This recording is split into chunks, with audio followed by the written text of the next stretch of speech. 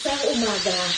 Hello guys, good morning. For today's video, ito na naman tayo. Sisilipin natin ang aking base. Dapat na mabuhay. Ang bago-bago kong ginawa. PH8 na siya ngayon. Kailangan natin i-upgrade ang dapat i-upgrade. Ano bang dapat i-upgrade? Kailangan natin ang dapat i-upgrade. Matanda na si Kiro.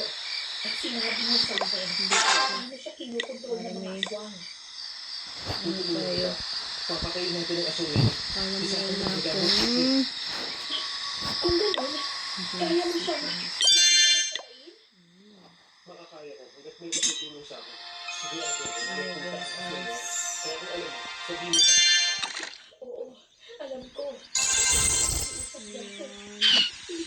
air sweeper.